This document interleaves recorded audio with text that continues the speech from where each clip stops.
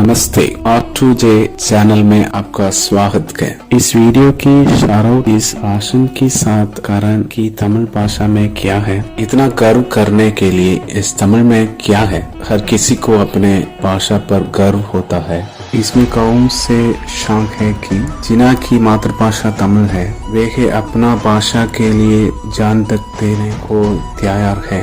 क्या यह किसी अन्य भाषा के तारा नहीं है, ये बहुतों के तर्क हैं। हमारे प्रिय कवि भारतीयार गर्व से कहते हैं तमिल अब तक की सबसे प्यारी भाषा है। जब हम इस तथ्य की तलाश करते हैं कि वह कितने भाषाओं का जानता था तो हमें पता चला है कि उसने तमिल, इंग्लिश, संस्कृत, हिंदी, तेलुगु, फ्रेंच और अरबी जैसी 7 भाषाओं में महारत हासिल की थी। क्या वह तमिल भाषा पर गर्व करने के लिए सही व्यक्ति नहीं है? भारतीदासन को यह कहते क्यों घर को रखा है कि तमिल का नाम अमुद दिव्य भोजन के नाम पर रखा गया है और वह तमिल जो इतनी मीठी है वह हमारे जीवन के बराबर है। तमिल लोगों के लिए मातृभाषा अमृतम के साथ साथ उनके जीवन के बराबर है,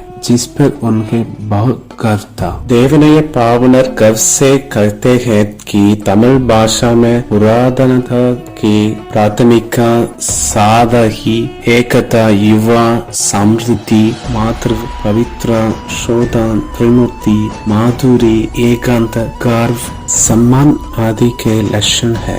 ये वो लोग हैं जो तमिल समाज से ताल्लुक रखते हैं। सभी को अपनी भाषा पर गर्व होगा। तो इसमें बहुत खास क्या है?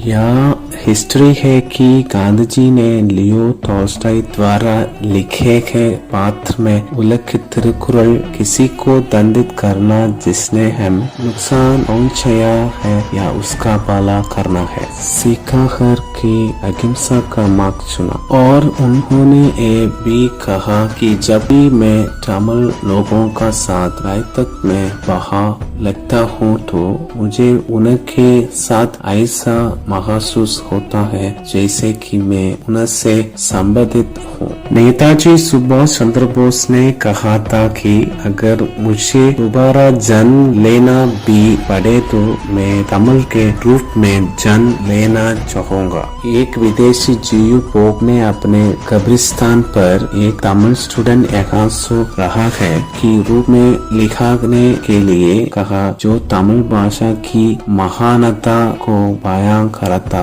जिन लोगों की मातृभाषा तमिल है, जिन्होंने तमिल भाषा सीखी है और जिन्होंने तमिल की वास्तविक मूल्य को समझा है, उनके लिए ये हमेशा गर्व की बात है। इस दुनिया में 31,000 से अधिक भाषाएं मौजूद है, जिनमें से केवल लगभग 7,000 भाषा अभी भी प्रचलन में है। उन मौजूदा भाषाओं में से केवल लगभग 4,000 भाषाओं के अपने लिखित लिपि के साथ है। क्लासिकल भाषाओं में से केवल चाइनीज और तमिल अपने बोलिए और लिखित रूप में एक उचित लिपि के साथ मौजूद है। हिस्टोरियन एलेक्स होलियर ने अपने शोध में खुलासा किया है कि तमिल दुनिया की सबसे पुरानी भाषा है और इसका खदान लगभग 20,000 साल पहले हुआ होगा। लैंग्वेज रिसर्चर्स और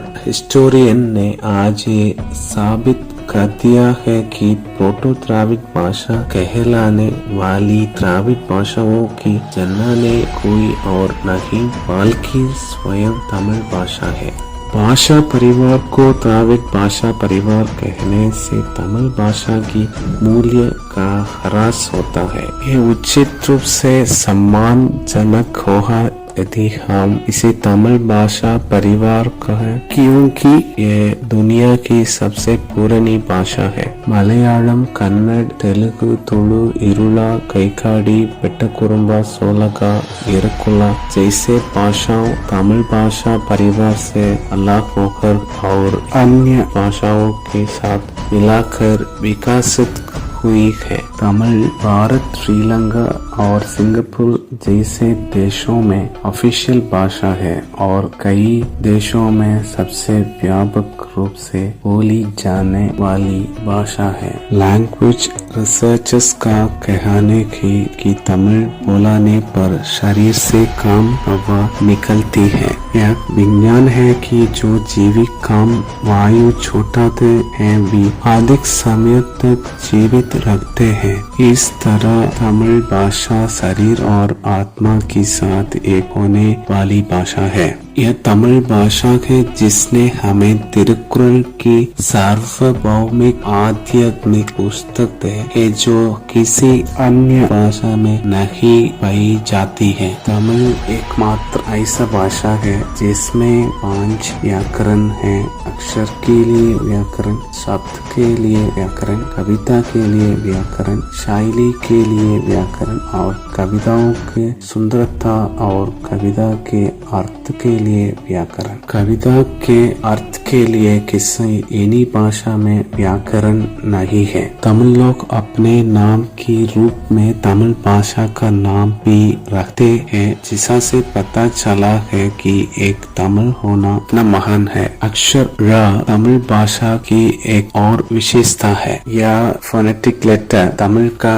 अलावा केवल मलयालम और फ्रेंच दोनों में ही पाया जा सकता है। तमिल भाषा प्राचीन साहित्य, विज्ञान, आध्यात्मिक और नैतिक पुस्तकों से भरी पड़ी है। संगम काल का साहित्य तमिल की प्राचीनता की पुष्टि करता है। यहाँ कई अन्य भाषाओं के प्रहत होने से पहले तमिल भाषा को संगम द्वारा अच्छी तरह से स्थापित किया गया था। संगम कवियों की एक एकेडमिक सभा है। तुल्काप्पियम तमिल का सबसे पुराना साहित्य है जो बचा हुआ है। कहा जाता है कि तुल्काप्पियम दूसरी शताब्दी ईसा पूर्व अंतिम संगम के दौरान लिखा गया था। अंतिम संगम मदुरै में 400 ईसा पूर्व से 200 ईस्वी तक 449 कवियों का साथ हुआ था। इतिहास और परंपरा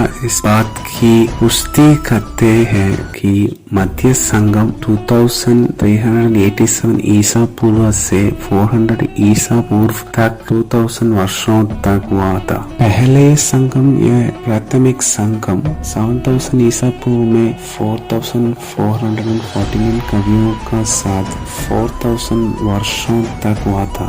9000 साल पहले संगम की साहित्यिक एकेडमिक सभा के साथ एक समृद्ध साहित्य विकसित हुआ और एक अच्छी संरचित भाषा विकसित हुई। इस संगम परंपरा से हमें तमिल भाषा की प्राचीनता का पता चलता है। यदि तमिल भाषा 9000 साल पहले एक बेहतर साहित्य और संरचित भाषा का निर्माण करने में सक्षम है तो हम ये मान सकते हैं कि भाषा इस दुनिया में कितने हजार साल पहले अस्तित्व में रही होगी। दुनिया की सबसे पुरानी भाषा पर गर्व करने लायक है। भारतीयों के रूप में हमें गर्व होना चाहिए कि दुनिया की सबसे पुरानी भाषा तमिल हमारी अपनी मिट्टी की भाषा है। तमिल की छात्रों के